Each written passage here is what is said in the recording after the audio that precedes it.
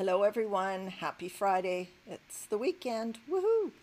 We're going to have a light day today. The one thing we're going to do is our daily LA. And the reason we're doing daily LA this week and not daily math is because we have so much daily LA that we can utilize because we started it later in the year. But our daily math, there's not very much. So we'll probably not be doing math on short weeks, but we'll try and fit in the LA. But I'll always work through it with you, so it shouldn't be too tough. So get Friday, week 12 out, and we will scoot through that together.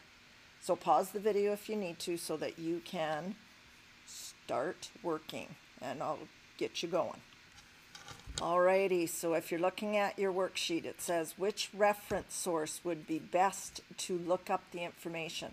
Thesaurus, dictionary, telephone book, atlas, encyclopedia, or almanac. Now, if you remember, we've studied these before. Beginning of the year, thesaurus shows us synonyms, antonyms, sometimes part of speech, and that's probably about it. Dictionary gives you definition, gives you syllables, gives you pronunciation, tells you an origin of the word, its etymology. So a dictionary has a lot of information. Telephone book, it's an old way to look up numbers. I brought one in and we looked through it.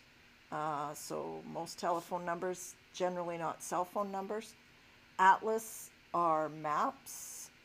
Encyclopedia is like a paper copy of Google. It was what we used to use all the time to look up information.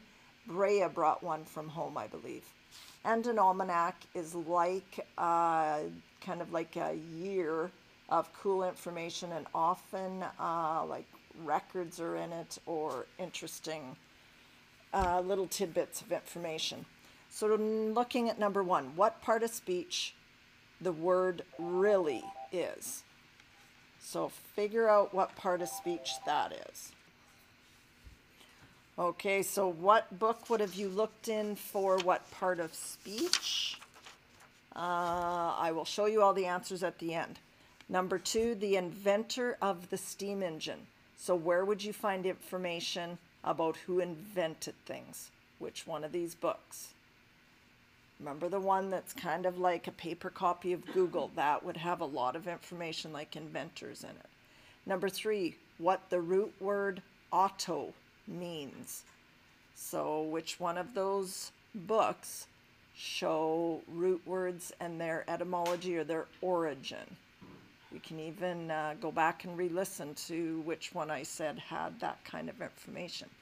Number four, where to find the nearest Buddhist temple. So information, this would be like an address. Which one of those books often has an address and a phone number to go with it? And number five, the names of the Great Lakes. And there is a line there, you can just barely see it. So to figure out what the names of the Great Lakes are. So pause the video if you need and make sure those are filled in, and I will show you the answers. Here we go. Number one, part of speech, the word really, you would find that in your dictionary. That shows you parts of speech. Number two, the inventor of the steam engine, the encyclopedia, because that's like your paper copy of Google. Number four, root word auto, you'd find that in your dictionary because it shows you etymology or origin of words. And number four, where to find the nearest Buddhist temple, we would have always looked up in a telephone book an address or where to find something, and it would give us an address and a phone number. And number five, names of the Great Lakes. Either one of these answers would be correct. An atlas would show you the 5 Great Lakes, but so would an encyclopedia, because as I've said, it's like Google. That is Friday's Daily LA. Give yourselves a mark out of 5 and have a good weekend.